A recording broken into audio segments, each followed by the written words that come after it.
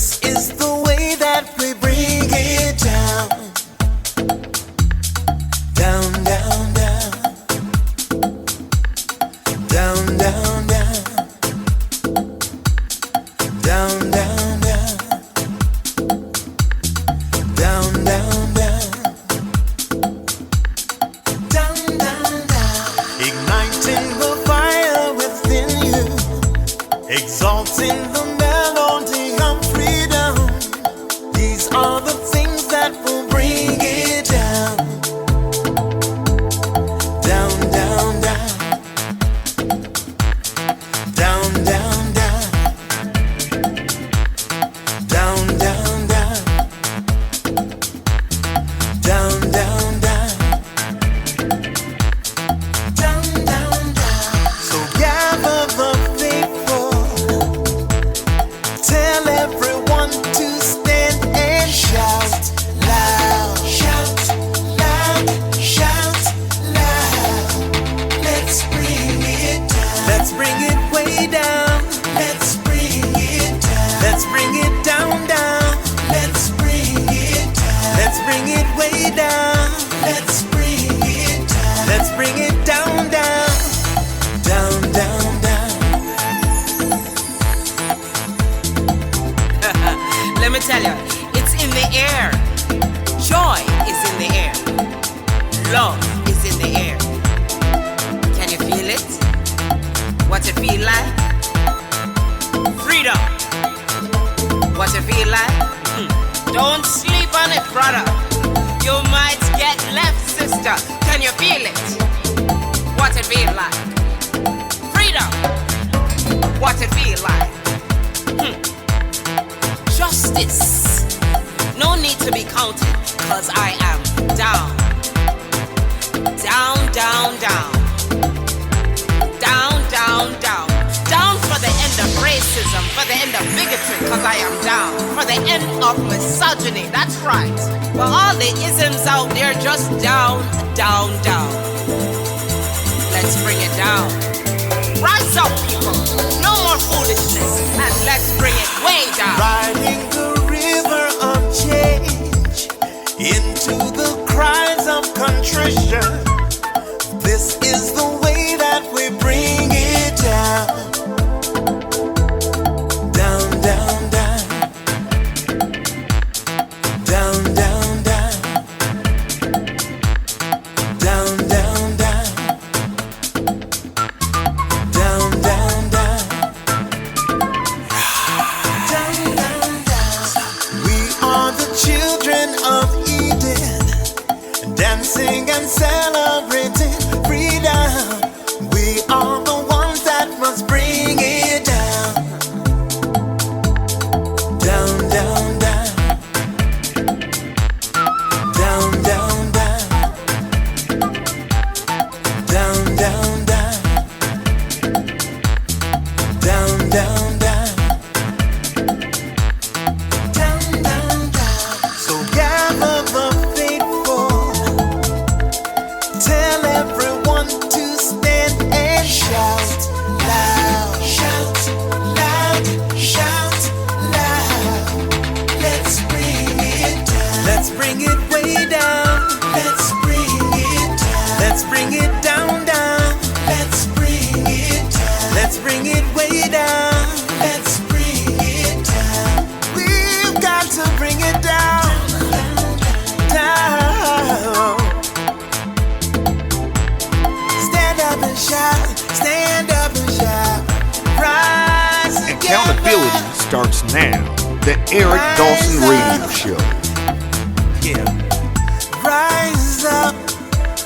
Stand up, shouting loud. If you are not prepared to come to that table and to represent that voice, don't come.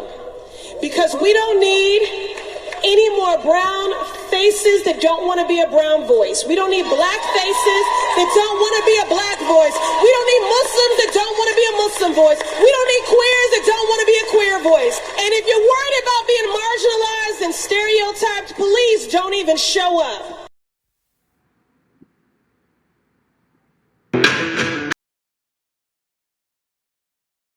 because the message has not changed. We're going to turn that on. Lights, camera, action. Welcome to another episode of the Eric Dawson Show. Diane, I'm on 3 cups of coffee. I hope you ate breakfast with that 3 cups. I had a slice of toast. Wow. With apricot preserves. Oh, boy. Are you making preserves over there now? What are you about to do? No. I didn't make the preserve, but no, I didn't. I bought them. But anyway, guys, welcome, everybody. It's supposed to be 68 degrees today. After the show, I'm putting on my flip-flops. I'm going to go sit in the backyard. I'm going to put my feet up, Diane. And I'm going to, like Vincent and I talked about this morning, I'm going to survey the backyard and figure out exactly where my chicken coop is going to go and where my fence is going to go for my goat. And then I'm going to build a perch in the back for me to sit there with my long rifle. And 30-30. I ordered my suspenders and my straw hat. My overalls and my straw hat. Diane, are you getting the picture, Diane? Yeah, I'm trying to lose that memory in my head. Only thing that you're going to need is to be sitting on the back porch of the outhouse or something like that in the yard with the dog running around. Yeah. But you got cats. No farmer has a cat. No, they do. Dogs. No. Farmers have cats. Dogs. They got cats and dogs. They got cats and dogs. You need to see, because once you get the chicken coop and you get all that stuff, you may get field mice, right? And so now you're gonna need the cat to deal with the field mice. Well, in Essex County, you got a big rodent problem. There's a massive rodent problem in Irvington, East Orange, Newark. The ones in Newark, Diane, are the size of like a lobster opsa. The size of a what? The little lap dogs. I'm telling you. Wow. Diane. The size of lap dogs? Yeah, you want to name can't. them. They're so big, you want to actually assign names to them. That's disgusting. Can we not talk about that? See, that's what you use your 30-30 for. Pick them rodents off. Oh, you know what? Hey, listen. Hey, you got some rodents that are on 2 legs too. Come on. Not just the 4-legged rodents. You got pick them off too. You got 2-legged rodents too. I can't. Hey, I can't. The only difference between me and the farmer that you got pictured is, I won't be toothless. Other than that, Diane, I had a long time to think about this. I don't have too much time on here. And every morning when I wake up, just so that I set the record straight with people, I'll fire off 2 or 3 warning shots from my rifle. Yeah, I can't. I don't understand. It's the Dawson property. Y'all better back up. That's absolutely right. That's right. Trespass at your own peril. That's what it'll say. It won't say beware dog. Trespass at your own peril. Oh, that may be too sophisticated of language. You might want to say you're going to get shot. You know what? Straight to the point. There you go. I like that. You might get shot. There you go. Yeah. And then, and the sign will cost me less money because there'll be fewer words to print.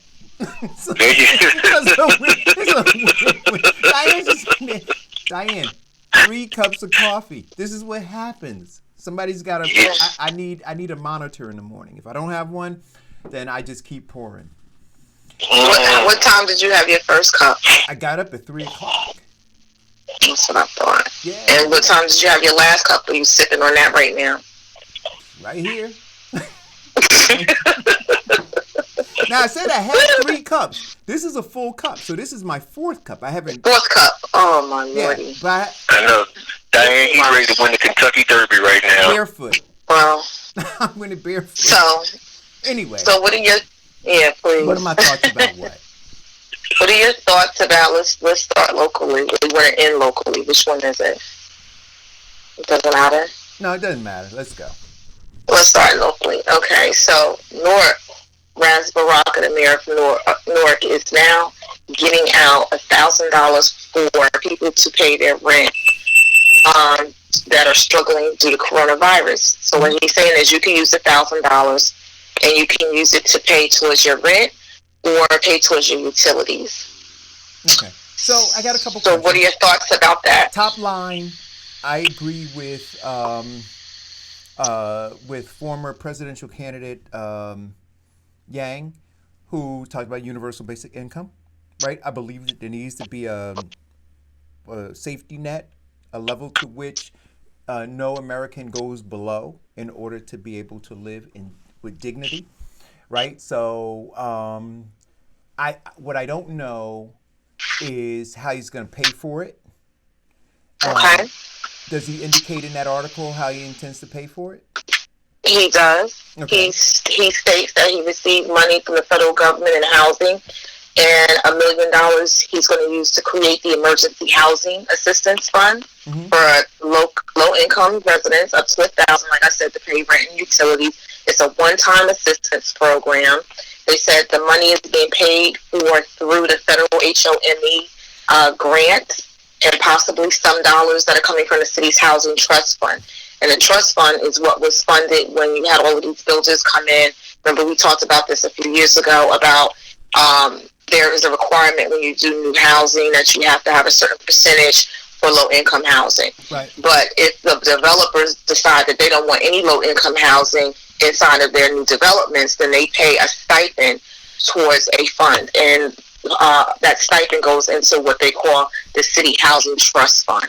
So they're going to use the money, the grants from the federal government and money from the trust fund, which the developers paid into, and only $1 million is going to be used to go to assist with housing and to pay utilities. Now, my thought is, why not just take the $1 million and go to PSC&G, because Newark is overseen by PSC&G for electric and gas. The city owns the water department, so those are your 3 utilities.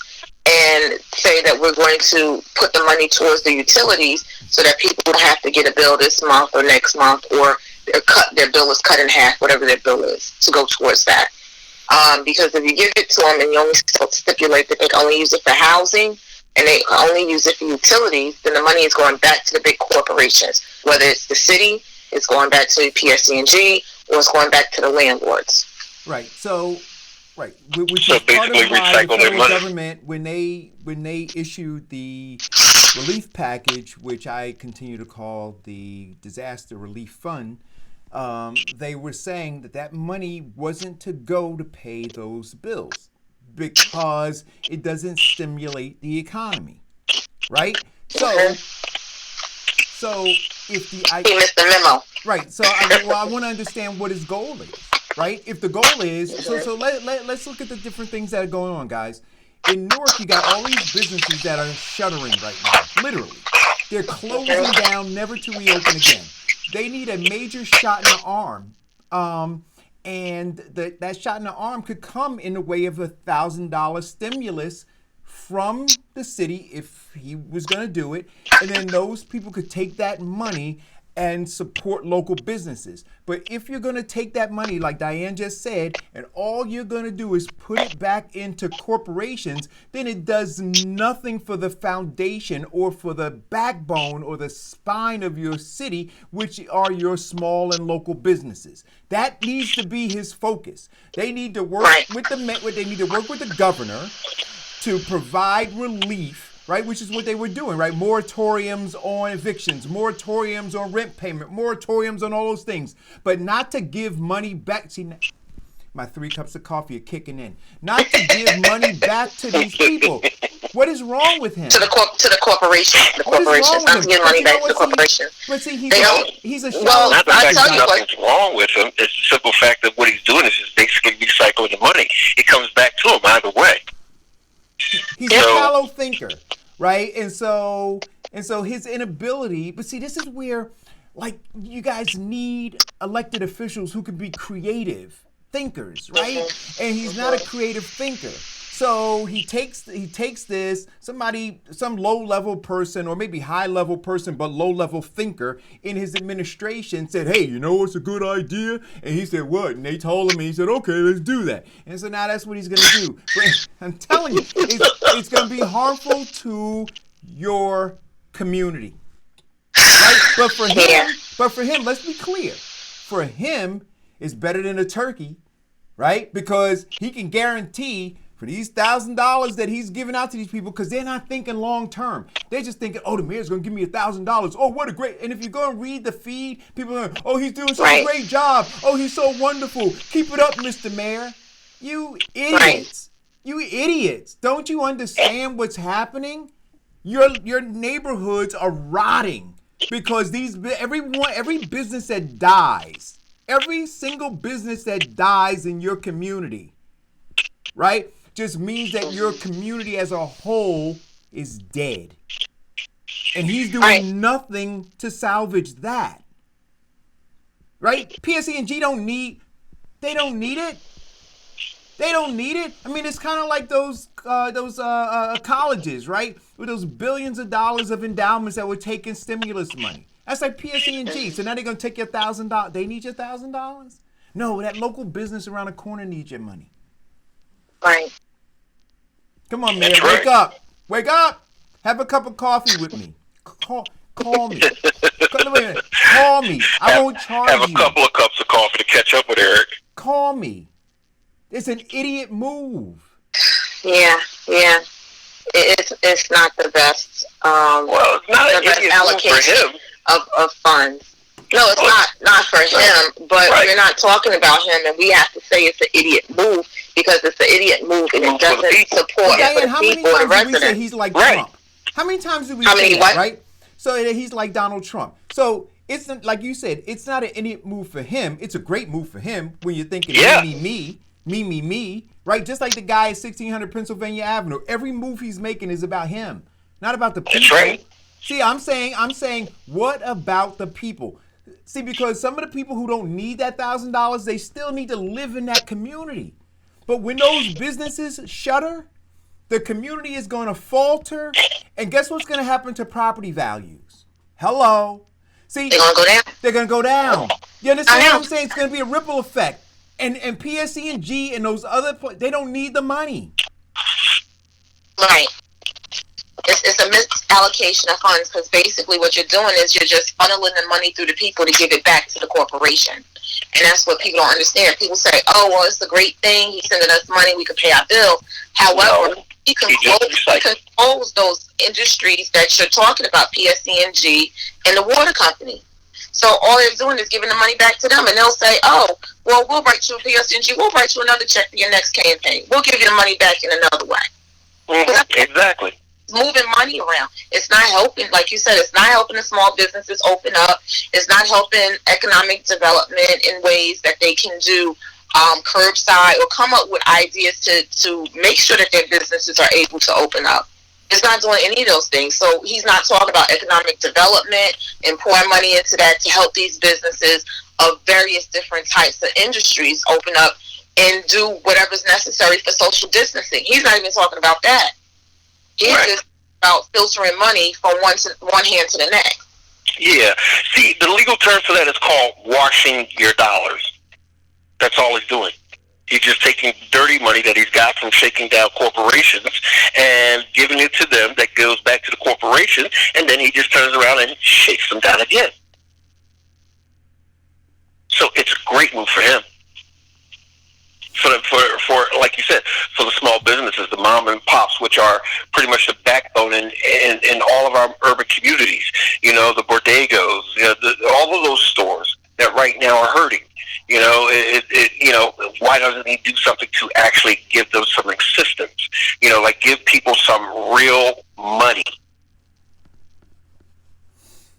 Yeah, I just think he's not a sophisticated guy. He's not a sophisticated guy. He's making wrong decisions. But look, in the end, and we saw this, Diane, in the election that took place yesterday. They're just he just has to please a handful of people because the majority of people are numb, right? They're not going to go out and vote. They're not going to do. So he's making very tactical decisions about how to play to his base to ensure a fourth term, right? And so, Newark, what is it? Nero fiddled while Rome burned. And so, whether I see his brother DJing, chief of staff DJing on Facebook, or Raz making these bad decisions, unfortunately, Nork is going to suffer. I just hope that my family, takes heed, and that they, get out of town, head for high ground, guys, because Nork is going under, in a big way. And then they're going to blame, I don't know who they're going to blame it on, but they're going to blame it on somebody. It's going to be somebody else's fault. Not going to be his fault.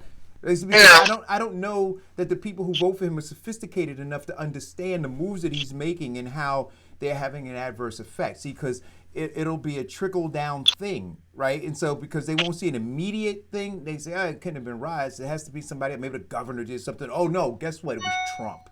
Stop Trump. No. It's the decisions that he's making right now. This $1,000 ought to be going, if you're going to do it, right? $1,000 ought to be stimulus, understanding the desperation that these small businesses in your community are. That's it. Well, here we go. Hey, Raz, call me, 908-481-5499. Call me. Anytime. Free advice. So there was an opinion piece that was put in the Star Ledger, NJ.com. And the title reads, "The verdict is in: New Jersey's universal vote by mail experiment. It works." So this past Tuesday, local elections, Newark, Montclair, Nutley, dozens of other communities had their elections. In Montclair and Nutley, they said the turnout jumped. They said Newark, the turnout rose for several hundred votes over the last year from before, which I don't believe that to be true. And then they also talked about in other states, with Oregon, the state of Washington, Colorado, that they received voter by mail, and a study showed that it allows people to vote by mail from the comfort of their homes, and hands down was the best way to increase voter turnout. In fact, there were 3 vote-at-home states that produced the highest turnout of all. Governor Murphy said New Jersey was one of them. And he also said that he expected to make an announcement soon on how to conduct the July 7th primary election, giving the encouraging results of other local elections and his track record as a champion of progressive voting reform. What are your thoughts on that? So, look, I think in the end, and I spoke to a high-ranking official yesterday who said, and I agreed with him. He said, listen, if there was any time for a candidate who was not a part of the political machine to beat the machine, it would have been in this past election. Absolutely.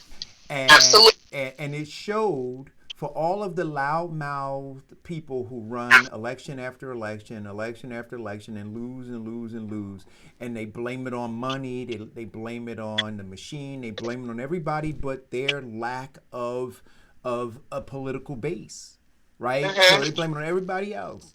There's nobody to blame but you, right? Because all of the people who you said supported you didn't come out. They didn't mail the thing in, right? All of the people fill it out and mail it in. That's it. That's all they had to do. You didn't have to put together a flyer. Yeah, you didn't have to put together a flyer. They had a stamp on them already, so they didn't have to put a stamp on. No stamp, no nothing. You didn't have to design and print any literature. You didn't have to hire a canvassing team. You didn't have to worry about people tearing down your posters on the trees and stuff. Yes, you didn't have to worry about any of that. Not even that, Eric. You didn't even have to leave out your house. All you had to do was fill it out and stick it back in the mailbox, and the mailman would have took it with him when he dropped off the new mail. Yeah. So it couldn't get any easier for people to make it happen. Now, there was also another article in regards to that 33 New Jersey towns that did the vote by mail this past Tuesday says, this is an article that says, but every vote was not counted. So here's the flip side of this. And this is what people fear with voting mail-in ballot. The deadline was Tuesday to send in the ballots for the historical election. They conducted almost entirely through vote by mail amid the virus across 33 municipalities. Already one city in Passaic is facing some counting issues. The Passaic County Board of Election Commissioners stated that they decided they decided not to count 800 ballots, a county spokesman said. The decision comes after the Federal Office of the Inspector General began to investigate ballots that were left on the floor of an apartment building in Patterson. U.S. Postal Service spokesman George Flood stated. Another incident involved Patterson ballots that were found bundled together in another municipality. The record reported that 400 Patterson ballots were found in Heldon, 300 were found in South Patterson, and 100 were found elsewhere. The U.S. Postal Authorities informed the Passaic County Board of Elections about bundling vote-by-mail ballots, which is what they consider to be illegal, because that means that you're going and you're picking up people's ballots. Because by law, the Board of Elections states that if somebody is collecting your ballot to deliver to the Board of Elections, they have to sign off that they collected it. And they can only turn a certain amount at one time. And usually it's like 6, 7, or 8, somewhere around that number that they can turn it at one time. And then they have to go back and collect another 6, 7, or 8 and then bring them back again. So this is what they're saying. The post office is saying that this bundling, vote by mail, which was in their possession, was some potential irregularities when they were handed off by law enforcement. So they said they weren't counting them. What are your thoughts? Well, that's how they it's do election fraud, because you can always manufacture these ballots or grab these ballots, take them out of people's post box, fill the ballots out, and then at the appointed time, take them in. And they've been doing that for decades. And then why do you think you find so many people who are dead who are still voting? So, and then they came up with the law, I think it was 3 years ago, that it was 8. And then last year, I think they limited to 4 that they could actually bring in at one particular time. And then they have to go back. But then you look at politicians who do this, especially in Pensacola, where I was running. The politicians will, go to the senior home, bring in some catered food, and, help them fill out their ballots, and then put them all in the mailbox for them, which is, totally illegal. But yet it still happens. So, even though mail-in ballots is simple, it's also the easiest way to change the true outcome of an election. Wait. I want to go back for a second.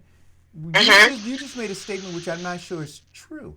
If I were to hold an event to show senior citizens how to fill out their ballots, right? And there's a line there that asks very specifically, did you receive help? Yeah. And then if they did receive help, you have to sign and you have to put your name there. But you can certainly help somebody fill out a ballot. Well, yes, you can instruct someone how to fill out a ballot, but leading them to, say to them, vote for him and you get a free dinner is a total different way of getting that vote. Oh, well yeah. If they but you can. So right, but there's a fine line there, right? Because I'm not necessarily saying that you have to vote for this person, but because I just want to be clear, you can have an event where you're serving refreshments and whatever, where it is an educational event in showing senior citizens or helping senior citizens fill out their ballot. Now, if you do that, I think this is where it gets sticky, right? If I were to say only people who are going to vote for Diana Murray Clements can come to this event, and you have to fill your ballot out, and I have to review your ballot to make sure you voted for her, otherwise you can't have anything to eat. If you need help, I will help you only to fill it out such that it reflects that you're choosing to vote for her.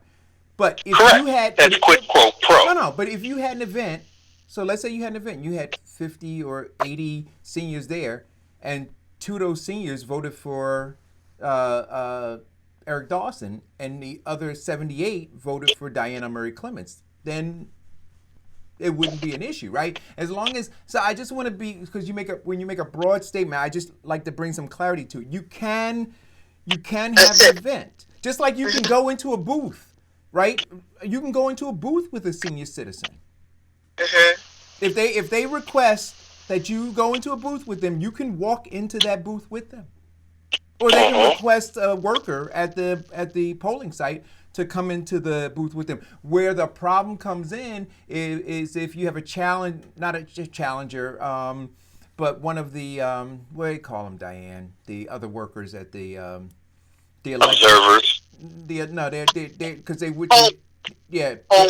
they're with the election board, and so when they go in there and then they tell the senior, right, vote for this one. There. See, that's where you cross the line. Legal. Yeah.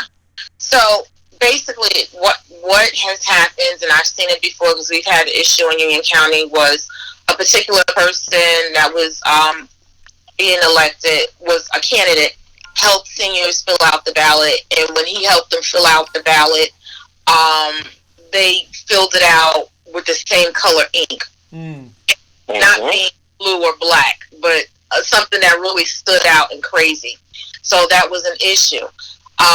They weren't penalized or anything, but it was a process to make sure that it didn't happen again. But on the inside, as working with the team, the rule of thumb is you don't touch any ballots. If you are the candidate, you don't touch any ballots. Right. You don't drop off any mail ballots. You don't pick them up and you don't deliver them to the Board of Elections. Let somebody else do it if you're the candidate. And that's the best way that it should be done, because when there's a discrepancy like this, and they're talking about in Patterson where they were bundled together, meaning they roped them together or put them all together in a basket, that is leading that leads you to be suspect, because that means everybody turned in all of these at one time, or you collected them all at one time. That doesn't element to pick up. It doesn't happen like that. Even if you're in the building, everybody doesn't turn in their stuff the same time, the same day. They don't mail it off. But again, I don't know. Maybe I'm wrong. But like I said, my dad said it's always better to be above suspicion to be correct.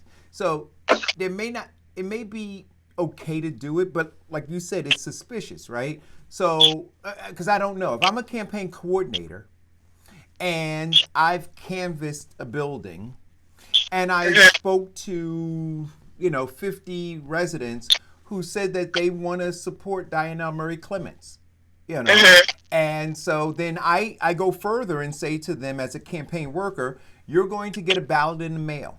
When you get your ballot in the mail, give me a call and let me know. So I'll give you an example.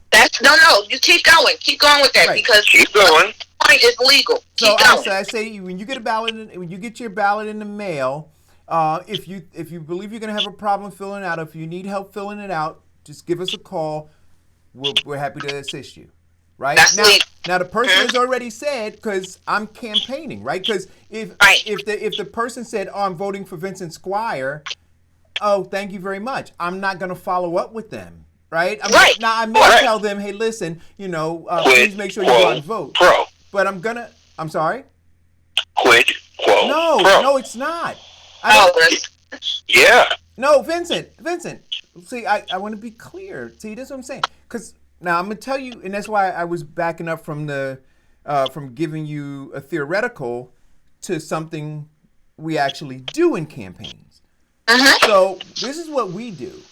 And we've won countless elections. And I would dare say that in the urban community of Essex County, a lot of campaigns adopted what we did, which is vote by mail, right? During a traditional campaign where everybody else is going out and trying to, what we were doing was we were very targeted, right? So we would go out and canvass, and somebody said that they were wait. Don't give out your trade secrets, Eric.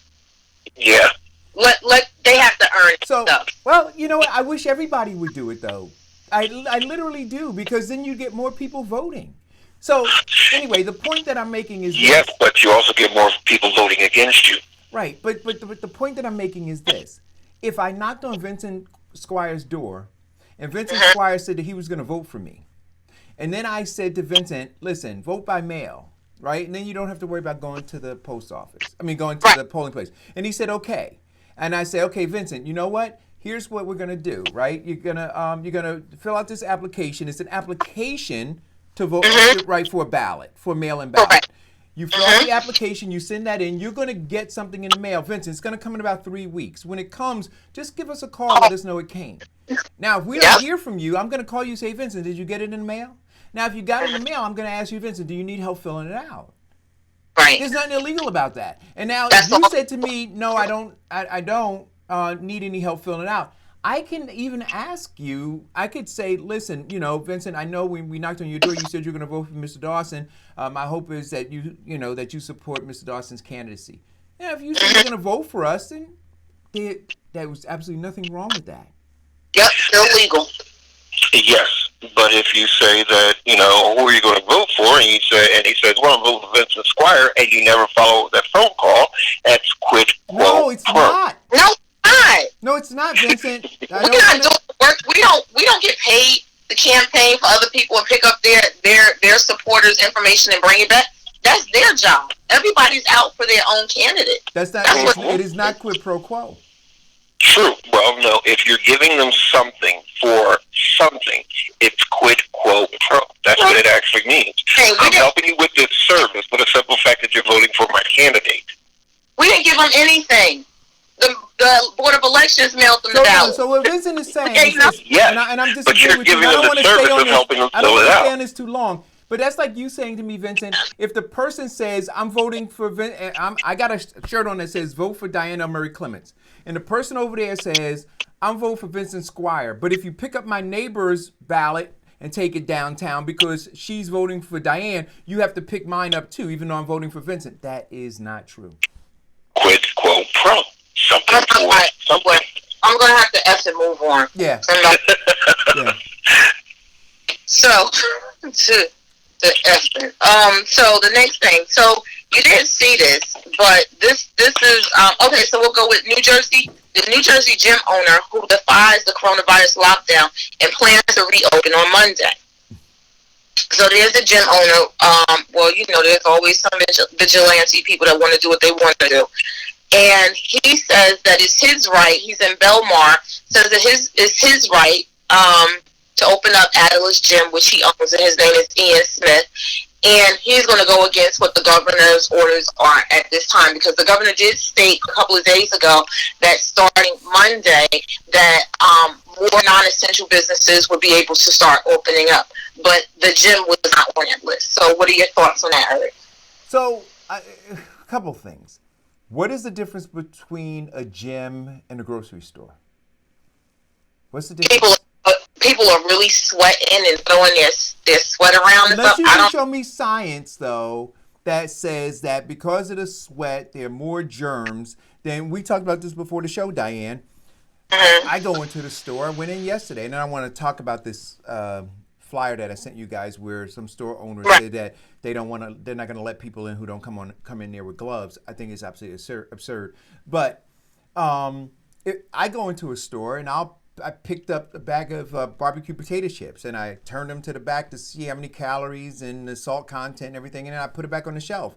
Then I walked down another aisle and I went to go get some grapes, right? And as everybody does, I pick up one bag, I look at it, I see a bunch of rotten grapes in there, I put that bag down, I move some more bags aside, and I keep going till I find a bag that looks like a bag I want to eat, right? Right. So in touching all of those things, how is that any worse than if I were on a treadmill or an elliptical machine, and if you were the owner of that gym, and then when I finished, you had somebody there who was going to wipe it down? Well, for one, in the gym, they don't wipe it down. It's your individual responsibility to wipe down the equipment after you use it. So is he not going to do that? So wait a minute. See, because some of the places that are... People don't do that. No. I understand, but we're talking the age of COVID-19, where a lot of the places that are opening, including restaurants and stuff, right, they are implementing additional measures now to keep people safe. So if you're saying that this guy is going to open and is going to open as though COVID-19 is not here, then I got a bigger issue. But here's my question about the gym, is masks. Right? Now, you have these conspiracy theorists who talk about how dangerous it is for you to wear masks. Now, I say in general, it is not, right? Because you're putting a mask on when you're in an environment where you are protecting other people mainly from droplets coming out of your mouth, right? So, how would you do that with a mask? Because you're constantly coughing, you're sweating, and then if you open up a gym, it's not just the elliptical machine and the regular stationary machines, but you're talking about Zumba classes. You're talking about well, I'm talking about heavy breathing. How are you going to do that with a mask on? Right? And so now you do run into some issues in terms of your breathing and your health because you're taking in that bad air, right? So outside of COVID-19, when you breathe out, you're emitting carbon dioxide, right? So think about those soul cycle classes when they're all like packed in a room, 20, 30 deep, and they're just bicycling so to music. They won't die of COVID-19, Diane. They'll die of asphyxiation.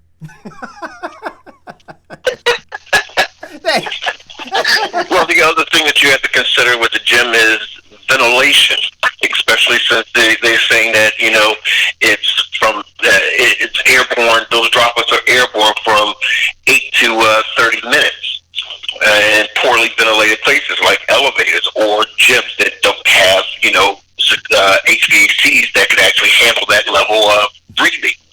So you're still putting them at risk. So, and then you're looking at, I don't care how careful the gym owner is, there's always somebody who's just that trifling that won't wipe down anything. Yeah, but again, I'm asking, and Mark Duncan asked in the thread if I watched the video or if any of us watched it. No, Mark, I didn't get a chance to watch it. But what I'm saying is this: so let's understand what the risks are, not just in the gym, in general, right? The risks are keeping social distancing because they understand the airborne nature of this virus. They understand the droplets. They understand that it lives on surfaces, all these kinds of things. Hence why you were supposed to wear gloves. You're not supposed to touch your face. You're supposed to have a face mask on. You should even have something over your eyes, right? Because it could enter into your eyes, right?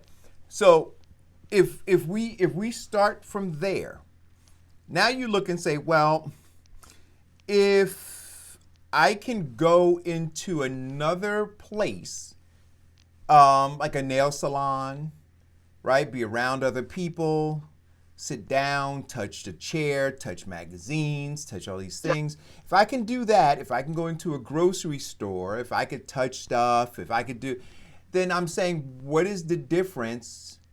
Let's talk about what the differences are in a gym. You're touching things. So Mark Duncan says that the gym owner stated that he's going to have staff wipe down equipment regularly. He moved all the equipment so they were more than 6 feet apart. Okay. Mark says he's not advocating it, but he does applaud the precautions that he's trying to take. Well, I appreciate that too. But my question is this, Diane: how the hell are you going to get on an elliptical? I mean, like literally, if I wear a mask and I go through the store when I go shopping, I'm like breathing. My breathing is labored, right? So Sid Webster says it will be a minute before she returns back to the gym. Me too, canceling my membership. Over the years, I've caught flu or bad colds from the gym, and I've always wiped down before and after the equipment. But some folks are nasty. And again, it's hard to protect yourself in those Zumba and aerobic classes. And I've seen it, and you know, Eric, you've talked to me. I go to the gym late at night, 10:30, and there's still a few people in there, maybe 3 or 4 of us in there, and I can still watch some guys in there that don't wipe down the equipment at all, and they are profusely sweating and dripping on stuff. Right. So but here's the question. I got to ask this. See, and we got to follow the science. There is no science that suggests that the virus is that through your pores of your skin, you can contract this. Correct. There's no science there. So I want to be clear. However, they talked about coughing and spreading germs, and germs coming out of your mouth. Sure. So when you're in the gym, you're breathing heavy, like you said, and when you're breathing heavy out of your mouth, stuff is coming out of your mouth. No. But is he not saying that these people should be wearing masks? But stuff can also come, droplets can come out while you have a mask on if you're breathing hard enough.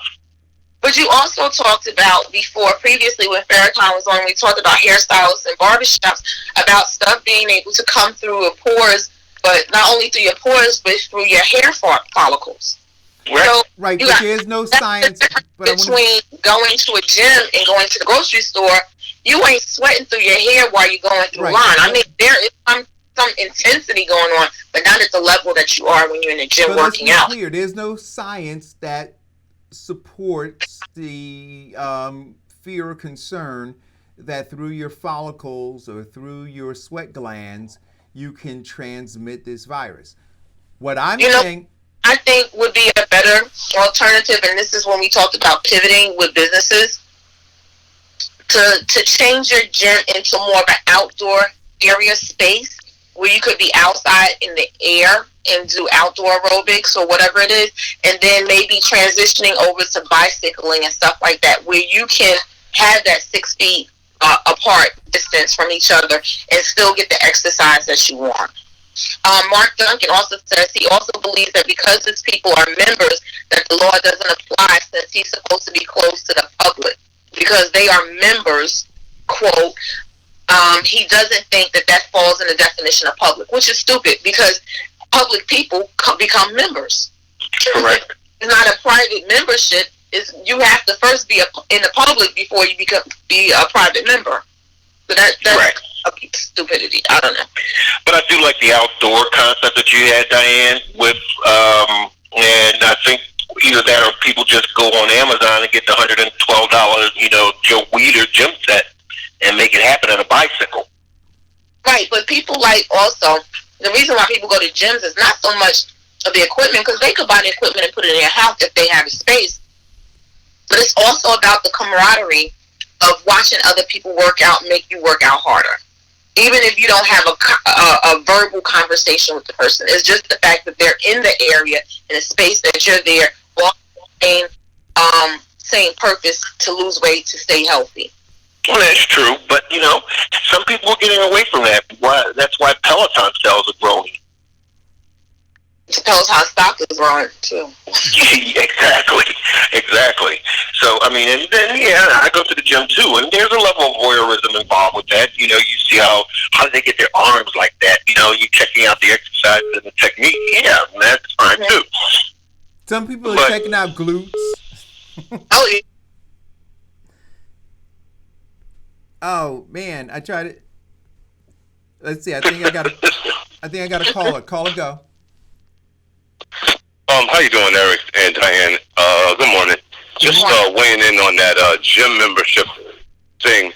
Several folks are trying to look at ways to exercise outside, but one of the things that came up was the perspiration. You don't want to be near folks who are sweating. Mm-hmm. It also came up interconnected to what Vincent was saying with their ventilation. The casino, a friend of mine who works for the casino lobbyists at the state and in DC level, they're required to pump oxygen into, well, they're not required, but a practice of casinos is to pump oxygen into the casino floors to keep folks awake, to keep playing. Right. And one of the justifications that they're trying to use to reopen is that a new ventilation standard would be adopted by casinos. But I think they're just doing it to try to get back out there and make money. Mm-hmm. But ventilation is certainly a concern. That was my only thing. So I want to stay with this ventilation, and we'll just stay for a couple of minutes, Diane.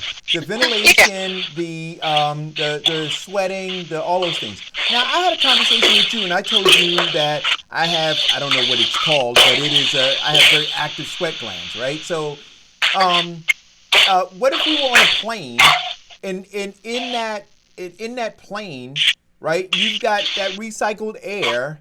And we're sitting there. Well, we got masks on. I'm not sure. Are we 6 feet apart? I'm not sure. And I start sweating. I got sweaty palms. Am I wearing gloves the entire time I'm on the airline? So I'm simply saying that if you got airlines open and people can fly and they can sit, because those seats are not 6 feet apart. Right? They won't be. And they can sit in that enclosed environment for 5-6 hours. If the conversation is about ventilation, let's compare the ventilation of an airplane to the ventilation of a gymnasium. If we're going to talk about close proximity, let's talk about close proximity when it comes to an airplane and a gymnasium. This guy's saying he's going to move the equipment 6 feet apart.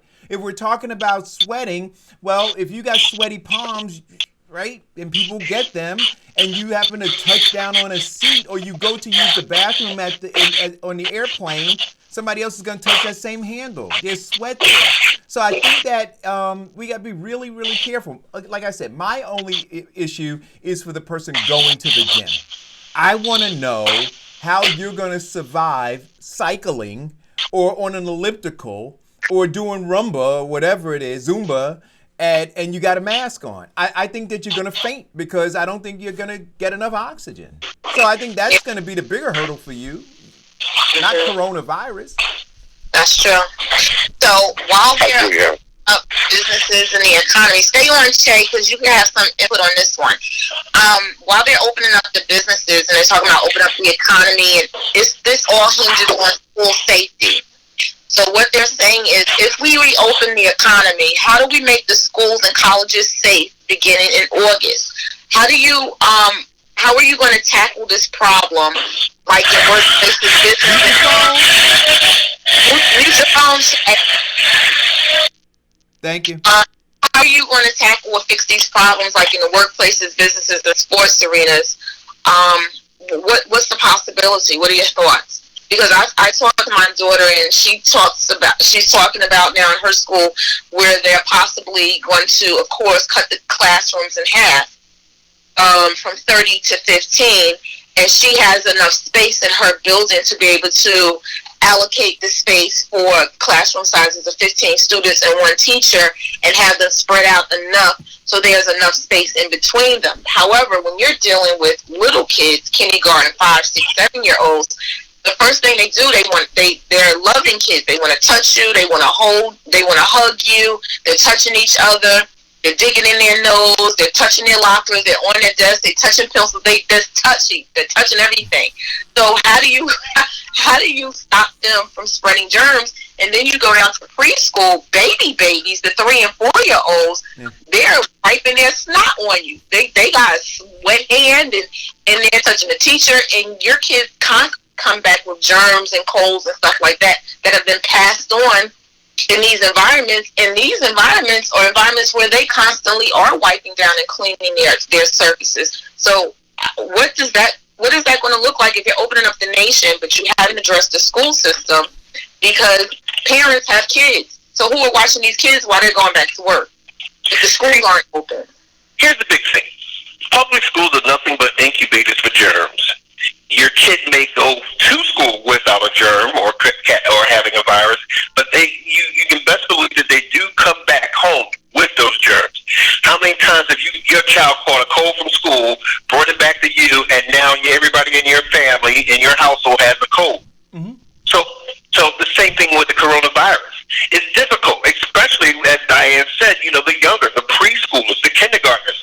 They're all about the sensory of touch. Yeah.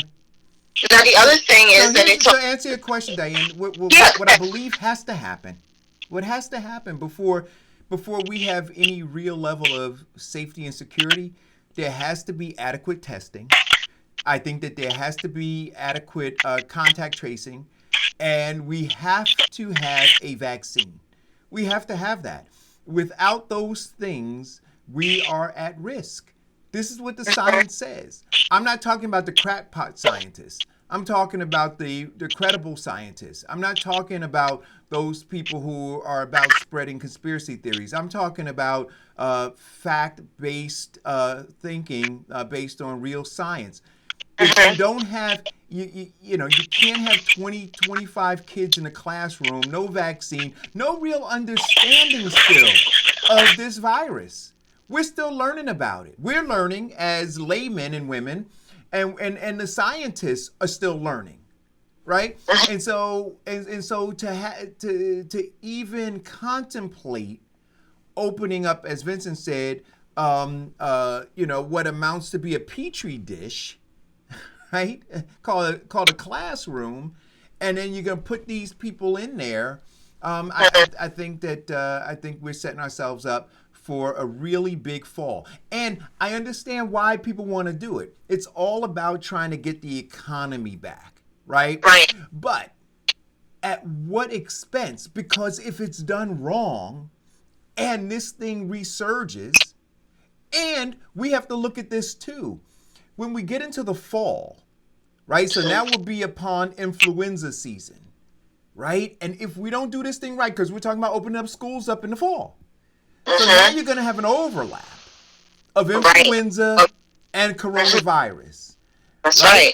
And if you think that the economy is suffering now, it will be obliterated.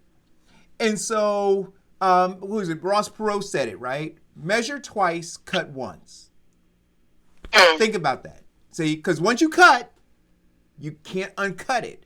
So he said, measure twice, so that you're only cutting once. And I'm afraid that we're not doing that. And you got panicked politicians who are looking at their polling numbers because of the pain that Americans are feeling.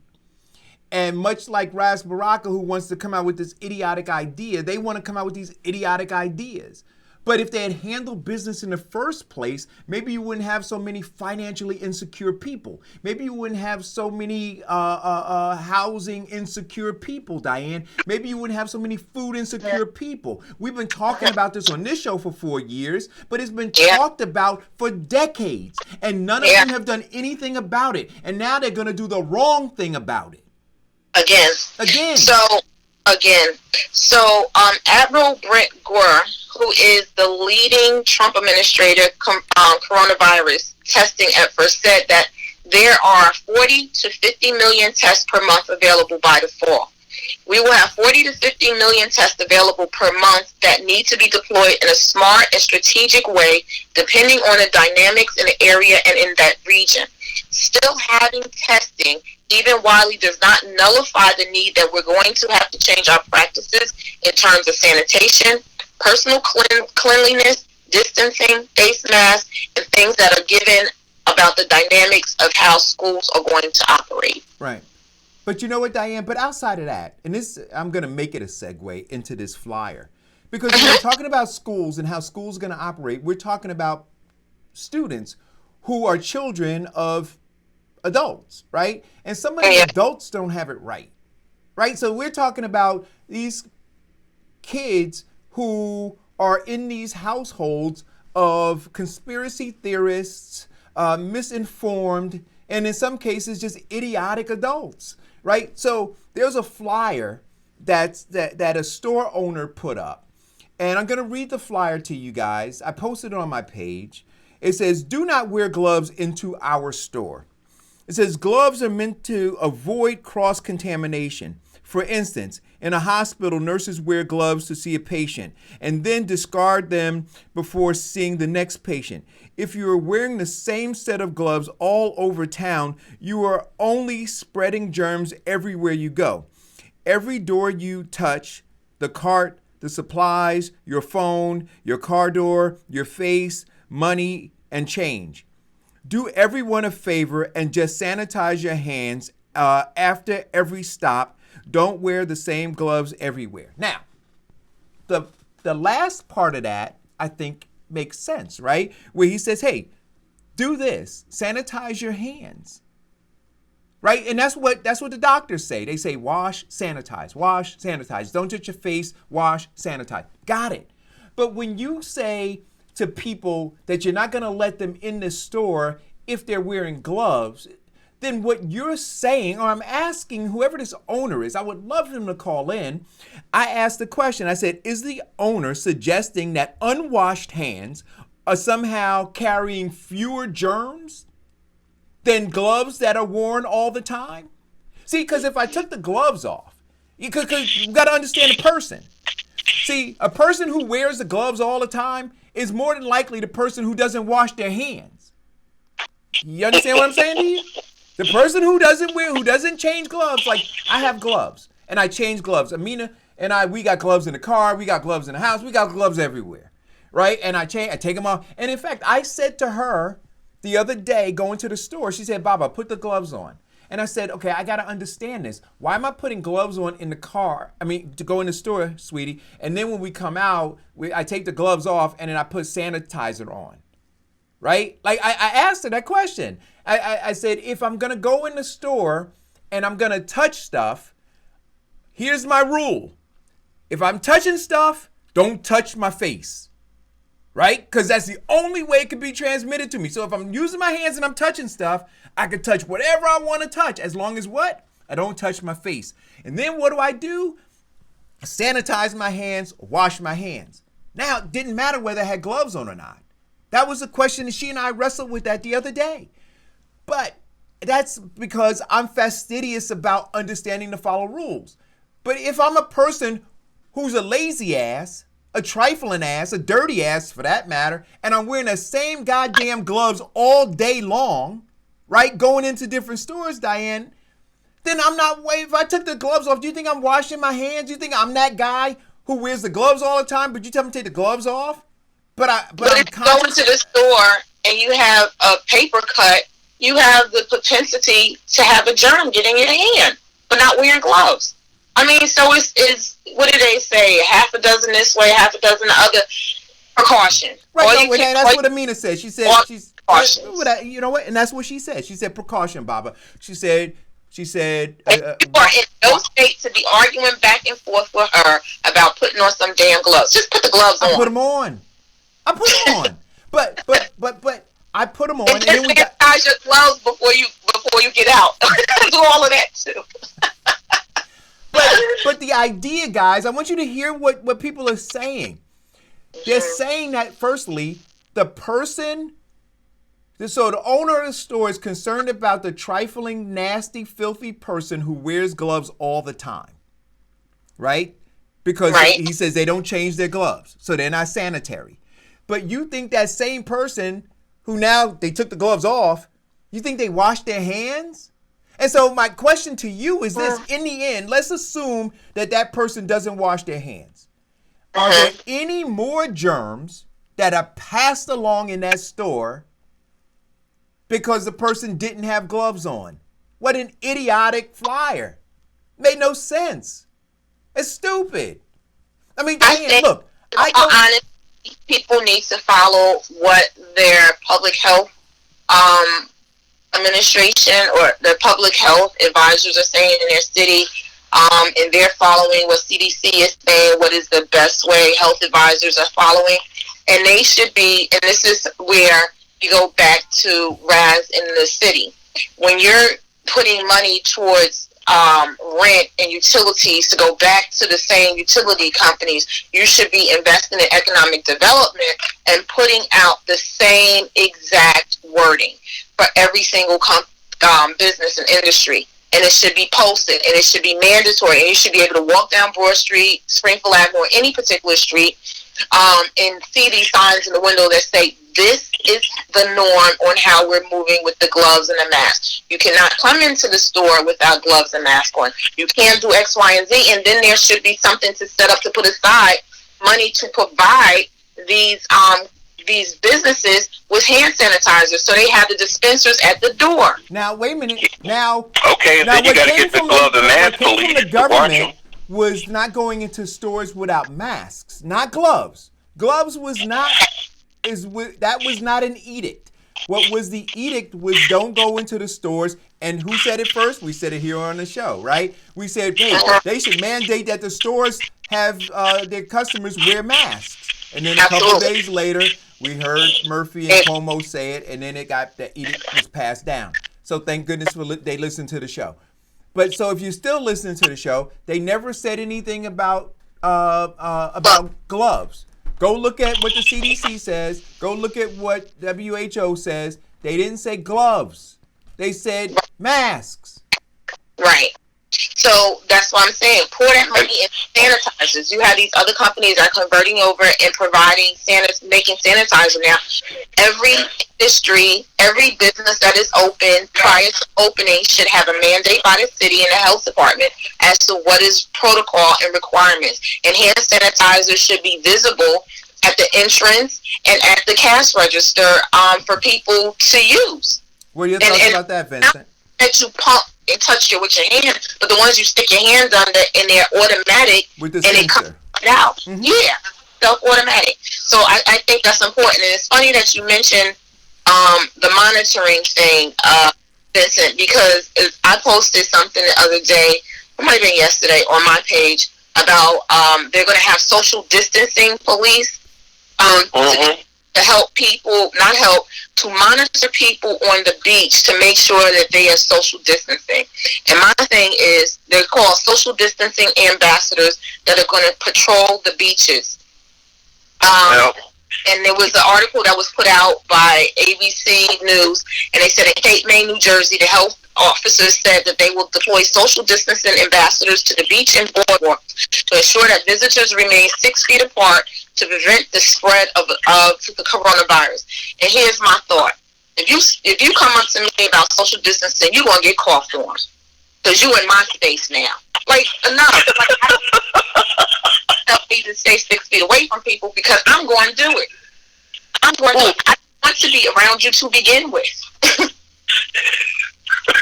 So did you? So you send them out if you want to. They have a social distancing dog, like a robot.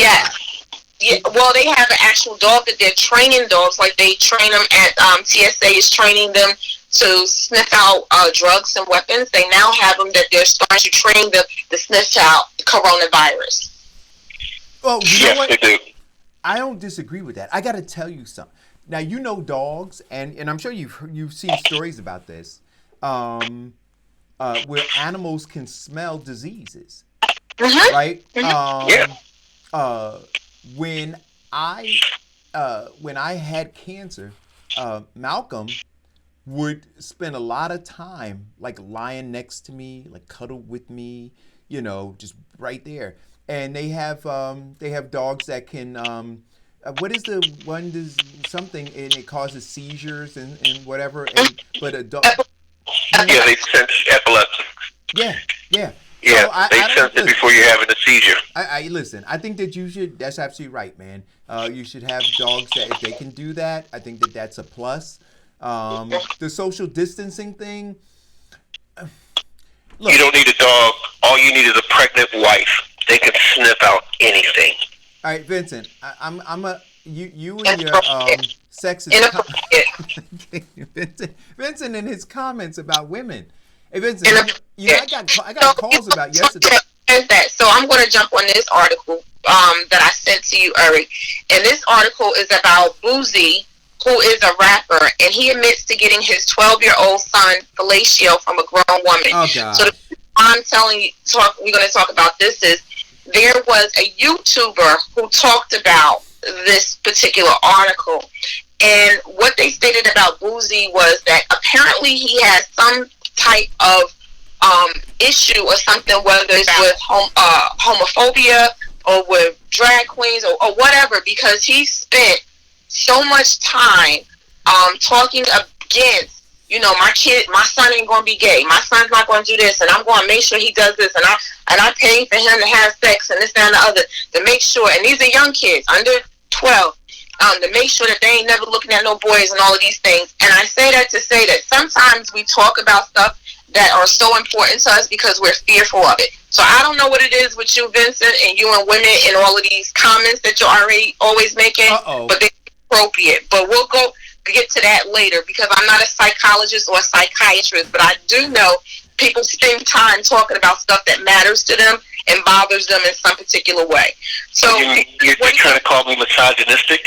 No, I'm calling you an ass. That's what I'm calling you. So Boozy, Eric, what are your thoughts about Boozy admitting that he got his 12-year-old son fellatio from a grown woman? Because if it was on the flip side, and you said that about a young girl, people would have pitchforks and be running around talking about you raped her, you did this, how could you do this? And they would have... Well, I want to ask this question. How old is his son? 12. 12. So, the woman ought to be charged, right, with rape, right? because he was a minor. So it doesn't matter that the father okayed it. The father should be charged with endangerment of a child, and he should go to jail too. So from a legal standpoint, that's what I believe should happen. I think that he's bent and twisted. His idea of what makes a man is obviously distorted, right? What I would ask is whether or not he sits and reads with his son. You understand what I'm saying? Whether he talks about his innermost thoughts with his son, whether he engages him on those different levels. But to believe that by his son receiving fellatio, that somehow it gives him a rite of passage as a man, it's sad. So I think that both, like I said, I think that both adults should be charged. I think that the son needs some psychiatric help now, right? Yes. And I think that people forget about stuff like that, right? So in the middle of all of this, what's the son really thinking? So what he says out of his mouth, Boosie did a live video on Instagram, and he says, I quote, "My 9-year-old and 10-year-old, I done showed them how to put on a rubber." It's hard to read Ebonics, but I done showed them how to put on a rubber before he even starts having sex. I showed my sons how to put on a rubber. I'm training these boys right. Ask any of my nephews. Ask any of them. Ask my son. Yeah, when they was 12 or 13, they got head. Yeah, that's how it's supposed to be. Right, and so what he's doing is he is cultivating misogynists. He's cultivating possible rapists. He's cultivating all of that, right? And it is just it's a bad culture, right? Minimalizing women. So the question I would ask is this: at the end of the day, what value does he have for women? What value is he teaching his son? Or what value did he teach his nephews for women? Did he just teach them that if you got some money in your pocket, you go buy you some? You understand what I'm saying? I mean, and for me, Diane, anybody who supports this guy, I have to question them at this point, right? Because the only reason that they get publicity is because people support them. If we start to disown them, Cancel. Cancel them out, then their voices don't rise to the top. But sadly enough, his did, and his son is scarred. His nephews are scarred. And what do they say? Hurt people hurt people. So so watch out now, because those people are hurt, and they're at some point we're going to read it, down the line that they did something, and you'll be able to trace it all the way back to this. But you look at it, a simple point is, we raise our children as a combination of how we were raised in our environment. So, he has now taught his son to objectify a woman, that she is reduced to service for cash, and that's all she's ever going to be useful for. And, that really it really bothers me, even though Diane is probably shocked that I'm saying this, but, I do have a stronger belief and understanding and love for women, even though I do crack some jokes. But no, I don't think that a woman should be objectified, or that you should teach your young son how to objectify a woman. So, he grows up, and then the next thing you know, oh, you can't do this, then, what does he do now? Become a rapist? Yeah. I mean, let's flip the script. Let's say that it wasn't his son. What does he do for his daughter? I mean, at 12-year-old, she gets somebody to have sex with her? All right. But that's what I'm saying. So it teaches the values there, because I bet you if he had a daughter, I would almost go out on a limb based just on these things, right? The way that, because you don't hear him talking about his nieces. This is what he did for his nephews, right? They became men. This is what he did for his son. They became men. If he had a daughter, right, he would understand what men do to women, right? Because he knows it, and he would want to protect his daughter from that. But he doesn't give a damn about your daughter. See? He's an ass. Yeah. Exactly. And that's a big problem, Eric. Just I'm going to weigh in before I leave. The parents that are doing that are under a moral indictment from God. And also, it's equally unfortunate that when I was working in Philadelphia, there were several teenage girls who told me that their moms were having them do things because of the drug addiction issue. So it's going in both, that dynamic is in both dynamics of the gender. So certain parents are not realizing their full potential and impact on their child, in addition to the fact that they don't have an accurate hypothesis on what they want their child's destiny to be. So that's my response, Diane, and it's unfortunate that there's parenting standards like that at this point in the world. Thank you. Y'all have a blessed day. Hey, yo, can I tell you something? Right now, if you look at your phone, maybe yours didn't change yet, but they just changed the interface of Facebook. No, yeah, they did it yesterday, Damona. You can actually opt to stay, I think it was, but I think I opted to update.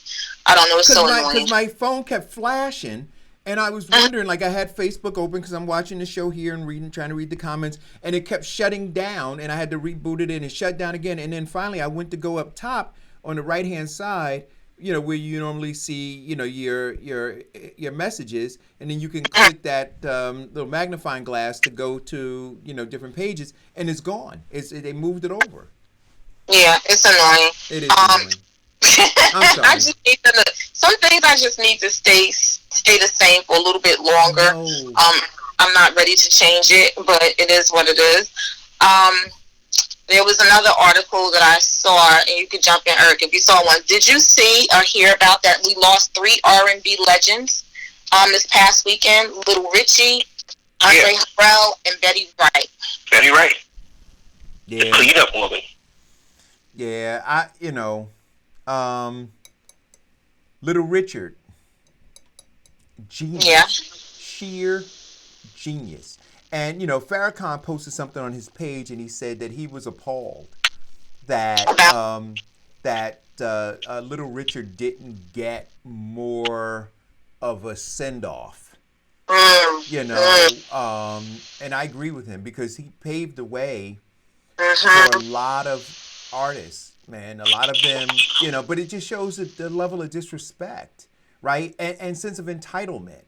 Like somehow, you know, all of the work, you know, all of the labor, all of the pain and suffering that those who came before you endured in order to clear a path for you, that you have zero regard for them. See, it's a lack of, but we talk about it, a lack of intellectual curiosity, right? No reading, no studying history, none of those things. You know, Right. but yeah, and then Betty Wright, and then who was the other one? Andre Harrell. So Andre Harrell was a music producer. He started off and actually brought in Sean P. Diddy. And he was also a member earlier in the early 80s. He was a member of Dr. Jekyll and Mr. Hyde. Yep. He hired, and he was the president and CEO of Def Jam Records. He founded Uptown Records. And brought in Diddy, Mary J. Blige, Heavy D, the Boys, Jodeci, Teddy Riley, all of these different artists, really. A lot of the artists came up under him. Yeah, well, he was really pivotal for rappers becoming mainstream instead of being like an underground New York movement. I mean, he gave them exposure, and I mean, Sean Combs, but Little Richard did the same thing for James Brown, Prince, Michael Jackson. I mean, we've really lost some national treasures in the black community, and Betty Wright has always been my favorite. I mean, when my parents were with the work, we used to play that Betty Wright record and just laugh at all the cursing. But I mean, it was bold, in your face, new and refreshing. And I mean, that artistry is gone, lost to us. And what you may not know about Betty Wright is she is the cousin to Kool and the Gang. So Kool and the Gang, some of the members' kids Cool Robert Bell went to school with me, and she is actually their first cousin. Wow. Had a lot of music in their family. So that's, you know. Wow. That, and she passed away of cancer. So hers had nothing to do with the course of what was going on. Andre Harrell is not quite sure. They didn't come up with the reasoning for his passing, but there was some issues with him and drug abuse before, so not quite sure what his cause of death actually was. Wow. List goes on and on with this as we move forward into our new norm. What else do we have going on? You're draining me. You're pulling all my energy out of me, Eric. Let me see what else is on here. Okay.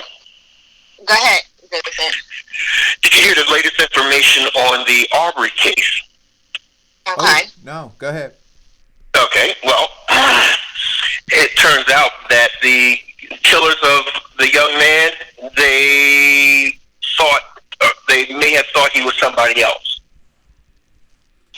And what they found out is that, when they made that police report about, burglaries in the neighborhood, they checked that. There was only one police report. It was the killer's son, talking about that somebody broke into his car and stole his gun. So when the man gets a videotape notice that somebody's entering his house, he called the neighbor. The neighbor called the ex-police officer. And that's where they got on the hunt. And they didn't see anybody. Wait a minute. So they was looking for a darkie. Yes. So at the point that the young man's car got broken into, they were hell bent, you're saying, on finding the black man who did it. And then, correct. And then they put out notices to people in the neighborhood to be on the watch. Right. And then when the young man, because I saw the video where he went into the construction of the, and I got to tell you, I've done that. I've done that. I call me nosy, but when I lived in Berkeley Heights, some of those people were building massive houses. Like they were knocking down $600,000 homes and building these massive homes, right? And I was happy to be up there, so I didn't, I couldn't knock down my house and build a $2 million house, but they were doing it, and I wanted to see what was going on, right? So, the construction crew would leave, and this is when they just had the framing up, right? And so you could just kind of walk through the 2x4s and just kind of peek around. You had a chance to walk into the back and see what they were doing I did that, and I wasn't the only one. There were white folks who were pulling up too. And they were walking back there and they were looking. So that in and of itself should not have been alarming to anybody except that he was black. Correct. Which goes into their argument which dismisses two parts of their argument in terms of their vigilantism. Or in Georgia, they have the citizens arrest, which basically means that you can detain them, not kill them. Or you can pursue them and actively call the police and give them their whereabouts. Right, but beyond that, in the citizen's arrest, my understanding is this: that you are not allowed to use lethal force. And so when they detained him, and I gotta say, she is beautiful. But I think for no, she is not. She is ugly inside and out. Candace Owens. Okay. I think she's beautiful too, but I don't want to get called misogynistic. Because anybody that spews the hate. But what she said, but remember, like her interpretation of that video, what she said, they weren't pursuing him. She said he was jogging and they were where they were. Yeah, they see, you can pursue somebody not from behind, right? You can go around and cut them off. You can do that, right? And so that's what seemed to have happened, right? They came from wherever they were, knowing the path he was traveling, and they got there first and they cut him off, right? That's what happened. And then behind him was somebody else who was filming. That's how we know what happened. So because Candace, I think they dropped her on the head when she was born. Something happened. They did a lot of stuff. So what they're saying in regards to the Aubrey case is that Larry English, the man who actually owns the home that's under construction, said that he installed 3 motion-activated cameras to keep tabs on the property. On Wednesday, his attorney released a statement noting that the cameras had captured people inside the home on 4 to 5 occasions beginning in October, though nothing was ever stolen or damaged. English received a text message from a neighbor, Diego Perez, on February 11th, asking if he had seen a person on a surveillance camera, according to the statement Perez said, and Travis confronted him. English reviewed the footage, but said he doesn't know who was on the video, according to the statement. Perez, the neighbor, says he could not he couldn't immediately be reached for a comment. But English, the owner of the property, said that he met Travis McMichael. He met Travis McMichael only once, last summer, when the two had a neighborly chat about work on the property. But English never asked him to look after his house. He met Gregory McMichael after Aubrey was killed, when McMichael approached him on the property and asked about the video from the day killing. See, now hold on right there, Diane. That kills their argument of use of deadly force. You can only use deadly force to protect property in which you are in charge of. He never asked him to do that for him. Well, but beyond that, the whole citizens arrest thing. Let's pursue all of this. Mm-hmm. You have to be a first count eyewitness to the incident, right? Or you have to be stopping something from occurring. So if I was robbing you, Diane, right? So I was in the act of robbing you, and Vincent, so assuming we were there, and Vincent was driving by and saw me robbing you, he could jump out of his car and he could seek to detain me until police came, right? Or if I had robbed you and was running away and you were on the ground and Vincent came by and he concludes, he sees you on the ground crying, screaming at me, and I'm running down the street with a pocketbook, Vincent can draw the conclusion that that's your pocketbook, that I just committed that robbery, and then Vincent could try to detain me. Neither of those scenarios happen. So correct. So these guys sought to detain him based on what information? Listen, look, the only question that I have, and Candace Owens did say this, whether or not it would be murder or manslaughter. Right. So, I think it's murder.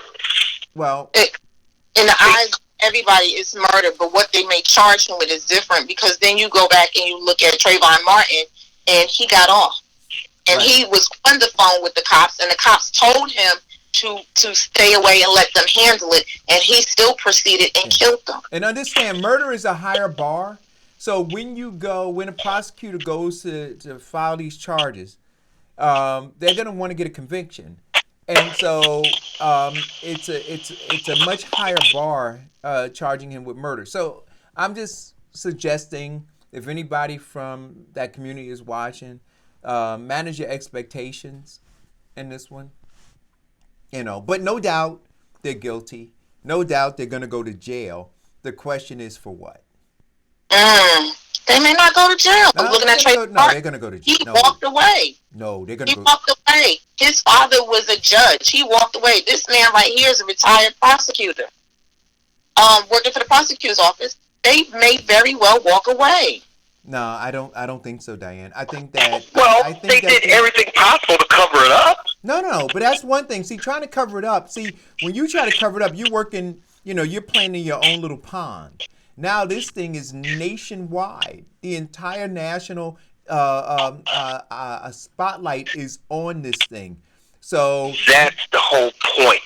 They should have fired the prosecutor. They should have fired the police chief. They should have fired the assistant prosecutor, because they suppressed the evidence, covered it up, and then the other one, instead of covering it up, the first one didn't cover up. She recused herself. The second one just covered it up. Several people have recused themselves and they've moved it out of town, but we're going to be watching it, so we'll see. So then you move on to Breonna Taylor, who's up in Louisville, who was killed in the middle of the night because police officers shot up her house. Her boyfriend fired back and called the police. They're now releasing the police records that he called the police, and they were calling thinking that somebody was trying to break in the house and rob them. And she was killed by police officers, and they locked her boyfriend up for shooting at cops, and one of the cops was not hurt, but he was grazed in the leg, and that happened in April. So the family right now is trying to get answers as to this fatal police shooting that happened in her apartment. So just to go backwards for people who don't know, Breonna Taylor was working at the EMT in Louisville during the pandemic. During this time, on March 13th, she was killed in her apartment, shot at least 8 times by Louisville police officers who said they were executing a drug warrant, according to the lawsuit filed by the family, accusing the officers of wrongful death, excessive force, and gross negligence. According to the lawsuit, the family is now filing. They just filed on April 27th. The police executed a search warrant at Taylor's home, looking for a man who did not live in Taylor's apartment complex and had already been detained when officers came to Taylor's apartment after midnight. Taylor's boyfriend, Kenneth Walker, was also in the apartment, and according to the lawsuit, shot at officers when they attempted to enter without announcing themselves. The lawsuit alleges that the police fired more than 20 rounds of ammunition into the apartment. Taylor's death is, of course, now national headlines. So here's the thing, though, right? And we always talk about this, how they see us, right? And so you have police officers, when they are pursuing a black person, when they believe that they're going to serve a warrant to a black person, right? But otherwise engage with black people, they see us as violent. They see us as dangerous. And they see us as criminals first. They see us as criminals, right? And so their approach to us is different, and it's deadly, right? Because, look, when you hear a police officer say that he was in fear of his life, he was, based on how he or she sees us. So they believe that we're criminals. They believe that we're dangerous. They believe that we're going to kill them. And so when they approach, they're ready for that confrontation. And Eric, yeah, in police training, when they talk to them about the use of deadly force, you know what they tell them? The only time that you are to draw your weapon is when you are in fear of your life. No, I understand that. But what I'm saying to you is this: their psyche, when they see a black person, is that they're in fear of their life. You understand what I'm saying? So they're not in fear because I have a gun. They're not in fear because I have a bat or a knife or anything like that. They're in fear simply because they look and see that I'm black. So this goes back to what we talked about over a year, 2 years ago, about officers training and how they're trained initially to shoot and kill, and they're not trained to shoot and disarm and to harm you to bring you in, at least when it comes to black and brown people. What they say in this article is none of the officers involved have been charged in connection with the shooting. However, like I said, Walker, her boyfriend, a licensed gun owner who was not injured in the incident, was arrested and faces charges of first-degree assault and attempted murder of a police officer. The Louisville Metro Police Department spokesperson, of course, says that they have nothing to say. But, I mean, as you go through the list and you talk about all the people that they've killed, from Trayvon Martin, Michael Brown, Stephen Clark, Terrence Crutcher, Alton Sterling, Philandro Castile, Eric Gardner, Laquan McDonald. I mean, various different situations, but all of these situations were the officers or were the aggressors in each situation. Sure. Yeah, because when police officers are going up against people of color, they tend to develop a level of hypervigilance. Their testosterone's up. They're ready for action. It's all their training kicking in. And there is a level that now they have started to train them in terms of de-escalation. Like in the city of Camden, the police, in terms of de-escalating a angry suspect, is express to them that, listen, I'm trying to rationalize with you what we can do to minimize any damage or danger or hurt. Right, but Now, here's the problem with that, Vincent. And it really is, right? We have to understand that cop is rotten from the root. So from the time that officer was probably in kindergarten, right, growing up in the neighborhood that he or she grew up in, right, was inundated with imagery and other kinds of things that suggested to him or her who black people were in terms of being criminals, in terms of being violent, in terms of being animals, in terms of being all these things. So now the person becomes an adult. And what's it saying? Can you teach an old dog new tricks? So if for his or her entire life, he or she has had this idea, and then you give them a gun and a badge, and now you think you're going to change them through some sensitivity training? No. See, so we this is why I say, like, we have a problem with America. Just like I look at that cop and I say that cop is a product of America, right? It's the same deal with these elections. It all stems from America. So until we're ready to deal honestly with America, none of these things are going to fundamentally change. They all come through the same system. They come through a learning institution, Vincent, that devalues black people, that lies about the history of America, right? That's where they come. So everything that they do, it's all ingrained in them. It's all ingrained in them. And then you so like they talk about the people at Starbucks, right? When they wouldn't let the black people sit down and they called the cops on them and say, well, okay, we're gonna institute some sensitivity training. I'm like, really? That's not the problem. Right. That's not the problem. I mean, come on, let's get real. When we have these people sitting in meetings, deciding that they're gonna do blackface on their merchandise, and we go, oh, well, what did you expect? These people are growing up in a culture that devalues us. Right.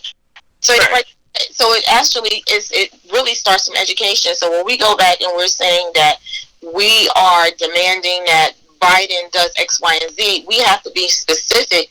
And the one thing is the education of black people, the true education of course they think it's okay because they don't put us on, they still have us as 1/3 of a man.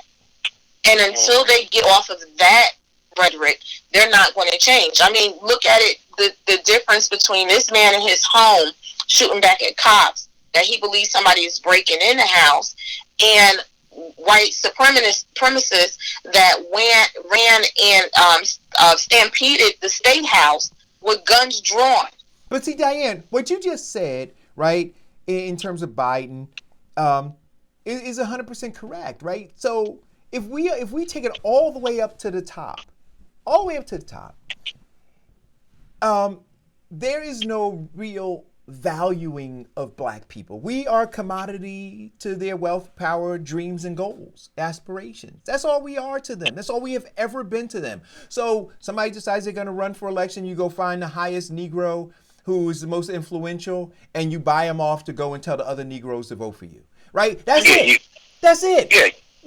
We serve no other purpose to them. And so this idea, this notion that until you have the hardcore grappling with this country and who this country is and what it has produced decade after decade, century after century, until we're really ready to have that, there will be no fundamental change. That's why, to me, there is no difference in them.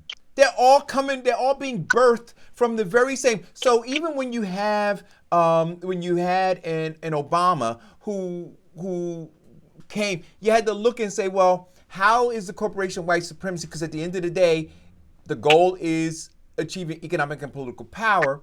They're not going to give that up. We have to fight for it. We're really not fighting for it. Is that guy going to be in there fighting for it? No. And so at the end of the day, even though, Vincent, you can lay out all the things that you say that Obama did, we can still look at our circumstances. Why? Because we're suffering the most under this COVID-19 thing, and see that we've achieved what?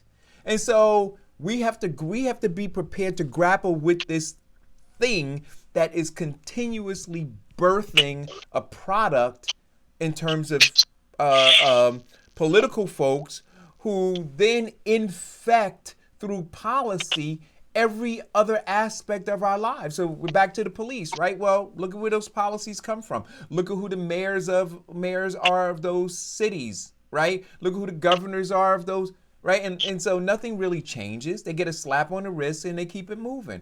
Let's look at who the people are who are heading their unions and who protect them. All of them they're all birthed from this diseased country that sees us as, like you said, less Diane, than. less than. Correct. Marginalized.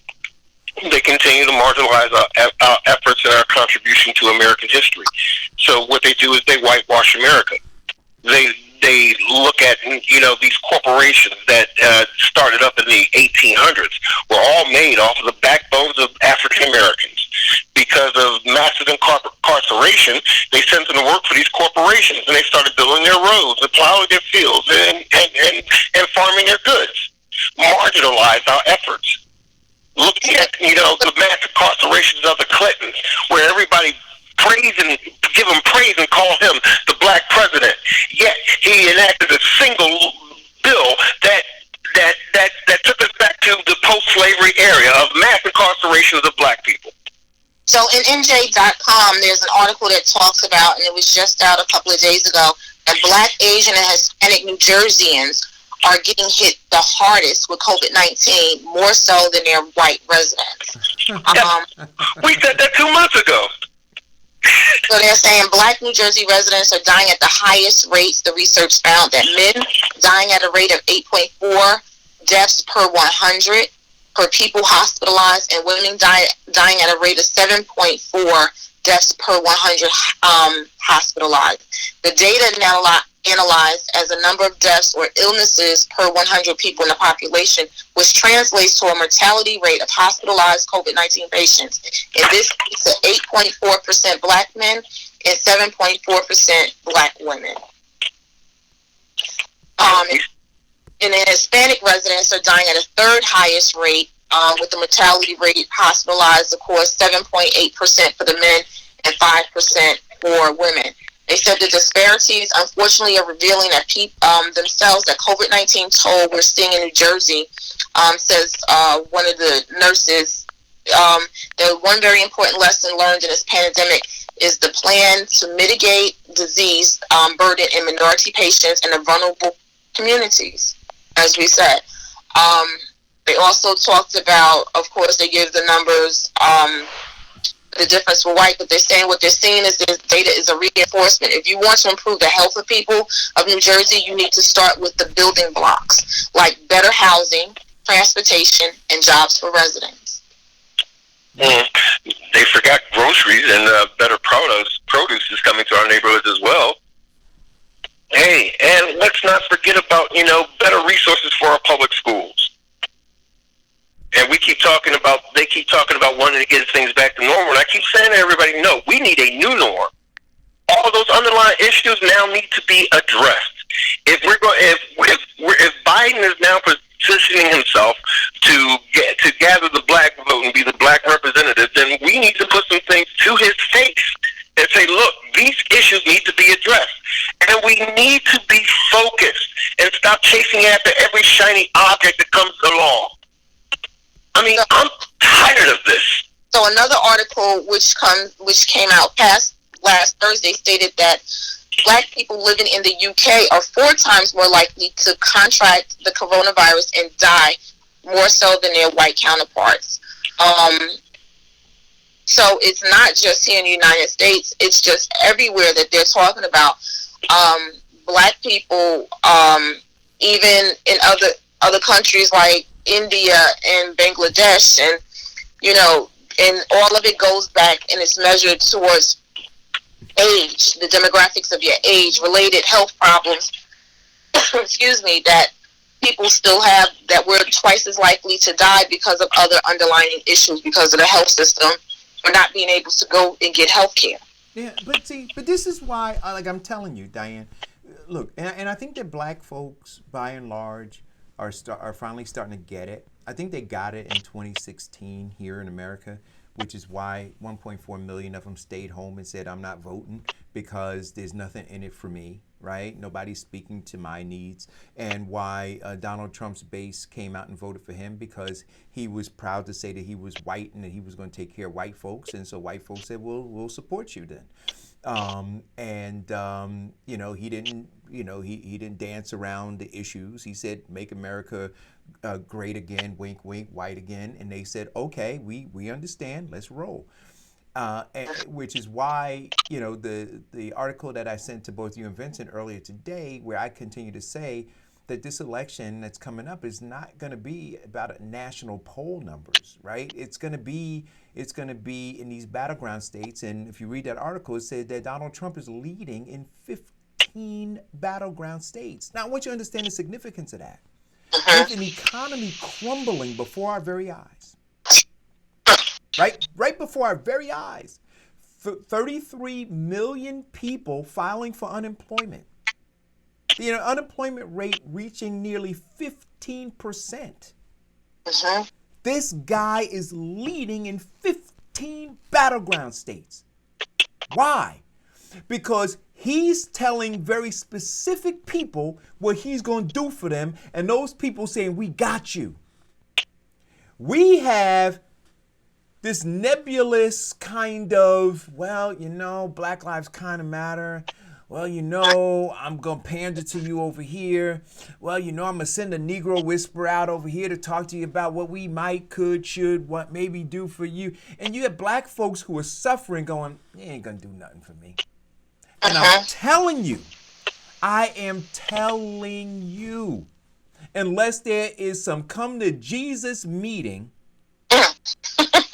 I'm telling you, where he just comes out and says, you know what? Here are all the black people. I'm going to sign contracts with them. They all going to be in my cabinet. Here's going to be my black whatever. Here's going to be. Unless he does that, black folks are going to stay home again. I'm telling you. You think I'm joking. And so I watched this morning on CNN, I'm not CNN, MSNBC, and I told you I kicked him out of my house, but I brought him back because I want to see what they say. So do you know MSNBC, and they're being disingenuous just like they were in 2016, they didn't mention that poll that showed Biden down in 15 battle states. They talked about the national poll, but they know the national poll doesn't matter. This is not a national election. They know that, but they're not even going to be honest with the people because they told a lie from the beginning, and now they got to stay with this lie. And I'm telling you, look, if you don't want Donald Trump, if you don't want him, you want him gone, then you got to rise up against this Democratic Party and say, hey, listen, you got to square up with us. Because a lie is not going to get a victory. I'm telling you. And so somebody said to me, well, Eric, you keep posting this stuff. You're doing the work for the Republican. No, I'm not doing the work for the Republican Party. The Democratic Party is doing the work for the Republican Party. I'm just telling the truth. You gotta square up. You gotta get these people on code and say, look, black people ain't gonna vote for this shit. But if you keep trying to sweep it under the rug, all you're going to have is a mess that's under the rug. But it's going to be pulled back on election day, just like it was in 2016. Go read I posted the article. Go read it. I was looking at the actual article that you sent me, and the editor, Zach Burdick, and he doesn't give reference to where the polling was done. I mean, it could be like the Hillary Clinton poll where they said that she was leading, and the next thing you know, Trump wins.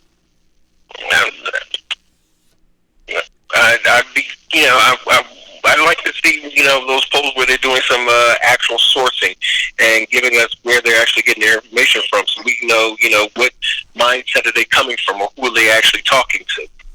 But I do agree with the simple fact that, we have to now stop, get out of that inactivity and not voting. We need to get out there and vote. I mean, and we need to actually vote for a person who is going to further our agenda. We've got way too many issues that have been going on for decades, and we get the same political promises from our same local government. And instead of people being upset about it, what do they do in Orange? They voted the same SOBs back in. And then they sit back and complain. And I think that people don't complain to make a change. I think people complain just because they have lips, because they're not putting any action to their words. And I'm getting really tired of the complaints. I am at the point where, no, the conversation is over. Let's put it into action now. If we're going to show that we are formidable and that our vote matters and that and that we have a voice in the community and that it counts because they only need the black vote every election cycle, then let's now use that to our advantage. Let's start talking to these politicians. Let's start going up there. Let's start getting in their face. Let's start listening to, okay, who are you picking as a running mate? And and what are you planning to do to correct our underlying issues? We're in a disease where we're dying expeditiously, yet we do nothing. It's got to stop somewhere. It needs to start.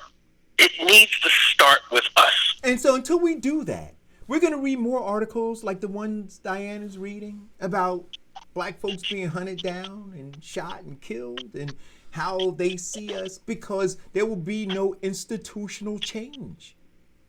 Because they don't see where we should count the most in terms of our vote, deciding who we want representing us.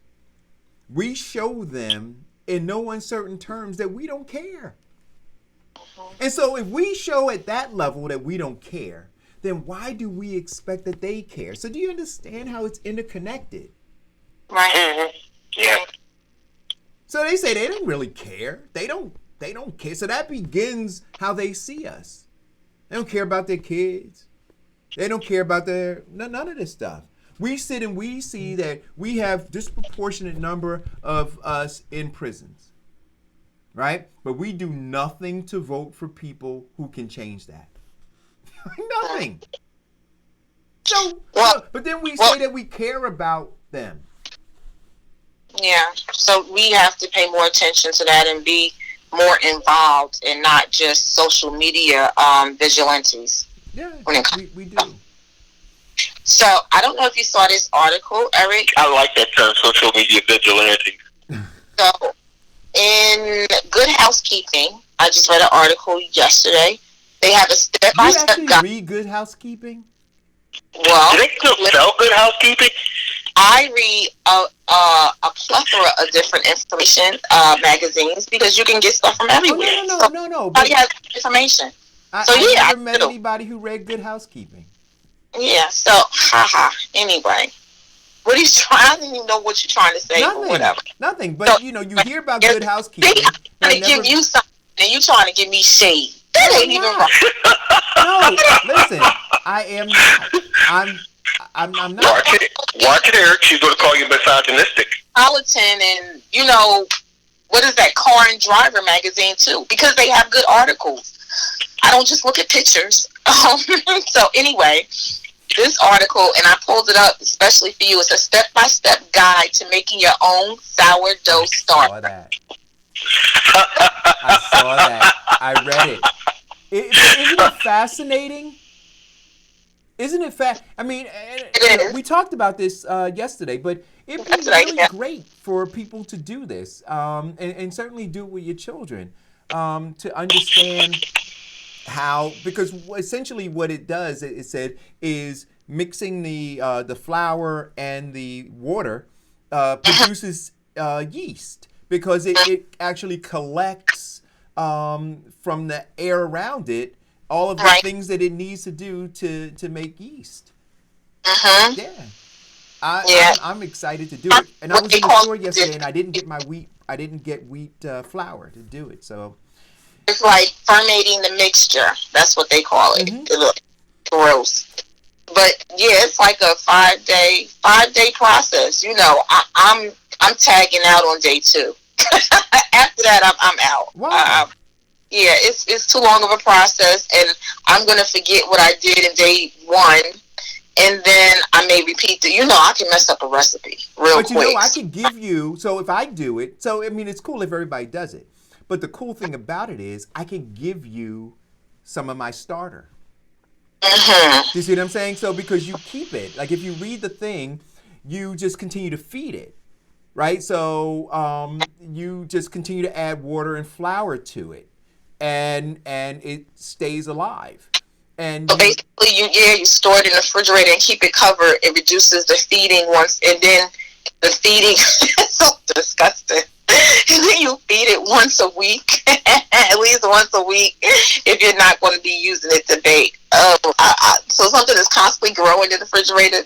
Yeah. well, listen, stuff is growing on all of that stuff you have in the refrigerator. It sure is.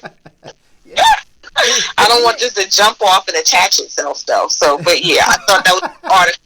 So you saw I tagged you in it so that you would see it. But the other thing, the last thing, I 3 minutes is even though coronavirus has not been the best for many people, economically, housing, all types of different things going on in school.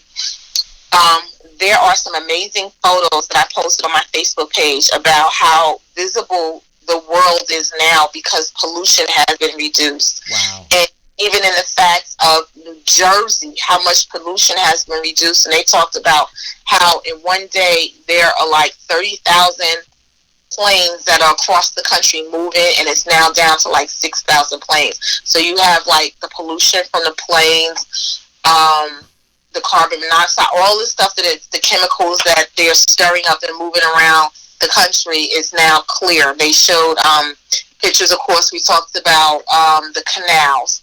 We talked about even in Antarctica, just various different in the UK where they couldn't see various buildings and stuff because of the fog and everything.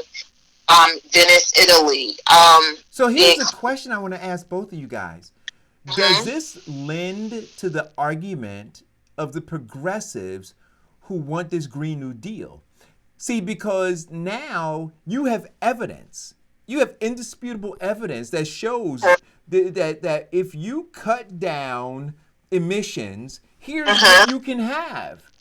So what they should be talking about, a part of, and like we said before, the things that they should be talking about in the communities moving forward, these local officials and mayors that have control of these things, right, is shutting down transportation maybe for certain hours of the day, eliminating transportation or pushing people towards public transportation more, and well, not so much because of social distancing, but limiting the hours like they do now. Like we have this time between 8 o'clock at night to 6 or 7 o'clock in the morning where there's more still time than any other time. Because of that, you don't have the emissions and stuff going on and polluting the air. That might be something that we might be able. That's something that we can move toward and do more of greenhouses and building and doing our own produce and gardening and stuff like that. So you're saying that there's some possible good coming out of COVID-19? There's always good that comes out of anything. Hey, you know what, Diane? That's what I love about you. Always looking at the silver lining. 12 o'clock. 12. And the clock, too. But listen, guys, thanks for tuning in. Look, if you live in Newark, go talk to your mayor. Tell him that you want the $1,000, but you want it as stimulus to be able to support those local businesses, right? You don't want to take that money and pay PSE&G. You don't want to do that. All That's right. Thanks for tuning in. Order the bill. Please hit the share button. Absolutely. Have a great day.